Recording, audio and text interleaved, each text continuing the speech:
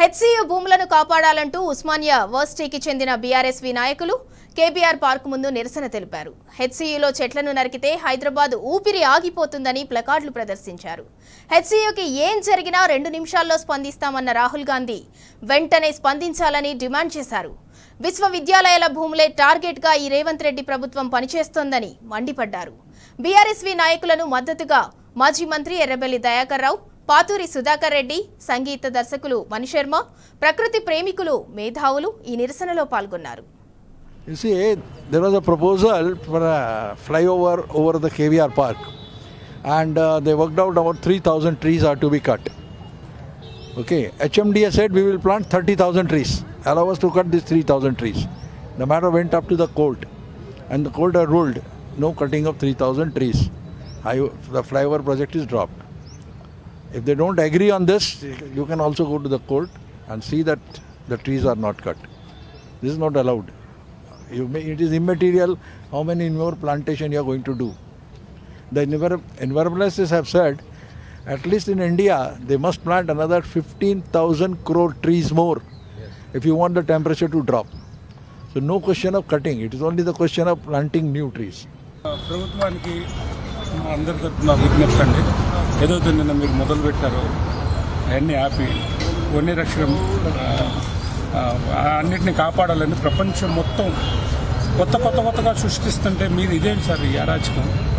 ఇది చాలా అంటే అనుకుంటున్నారేమో సార్, ఇది చాలా ప్రజా వ్యతిరేక ఇదవుతుంది.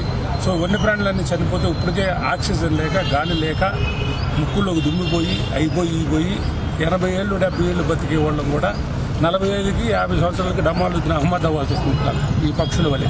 అందుకని దయచేసి ఇలాంటి కార్యక్రమాలన్నీ ఆపేసి వాటి కోసం ఇంకేమన్నా అభివృద్ధి పెంచి, ఇంకా అడవులు పెంచి, ఇంకా చెట్లు పెంచి చేస్తే బాగుంటుందని ప్రజలందరి తరపు నుంచి, తెలంగాణ ప్రజల తరపు నుంచి మీ ప్రభుత్వానికి విజ్ఞప్తి చేస్తున్నాం సార్. గత 4-5 రోజులుగా హైదరాబాద్ సెంట్రల్ యూనివర్సిటీలో జరుగుతున్న దమనకాండకు నిరసనగా ఈరోజు ఉస్మానియా యూనివర్సిటీ బీఆర్ఎస్వీ తరఫున మేమందరం నిరసన కార్యక్రమం ఇక్కడ కేబీఆర్ పార్క్ వద్ద చేయడం జరుగుతుంది. రాహుల్ గాంధీ గారు తన పొలిటికల్ మైలేజ్ కోసం 2-3 సార్లు హెచ్సీయూను వినియోగించుకున్నాడు. రోహిత్ వేముల గారు చనిపోయినప్పుడు హెచ్సీయూకు ఏం జరిగినా 2 నిమిషాల్లో నేను స్పందిస్తా అని చెప్పిన రాహుల్ గాంధీ గారు తక్షణమే మీరు ఇప్పుడు స్పందించాలని కోరుకుంటున్నా. నిన్న జరిగిన లాఠీ చార్జ్లో తీవ్రంగా గాయపడిన విద్యార్థులు, పక్షులు, యానిమల్స్, వాటి ఆర్తనాదాలు ఈ రేవంత్ రెడ్డికి వినిపిస్తలేదని సందర్భంగా హెచ్చరిస్తున్నా. హైదరాబాదులో విశ్వవిద్యాలయాల భూములే టార్గెట్గా ఈరోజు రేవంత్ రెడ్డి సర్కార్ పనిచేస్తుందని సందర్భంగా హెచ్చరిస్తున్నా. పర్యావరణ ప్రేమికులు, ప్రకృతి ప్రేమికులు ఈ సందర్భంగా యానిమల్సే లేవు, ఓన్లీ హెచ్సీయూలో గుంట నక్కలు ఉన్నాయని అసెంబ్లీలో ప్రగడవాలు పలికిన రేవంత్ రెడ్డి ఉస్మానియా యూనివర్సిటీలో కానీ హెచ్సీయూలో కానీ గుంట నక్కలు ఉండయి. రేవంత్ రెడ్డి పులులు, సింహాలు, మేధావులు తయారయ్యే ప్రదేశం అది. ఇప్పుడు ఆ ప్రదేశం మీద నీ కన్నుబడ్డది, ఆ జాగల మీద నీ కన్నుబడ్డది.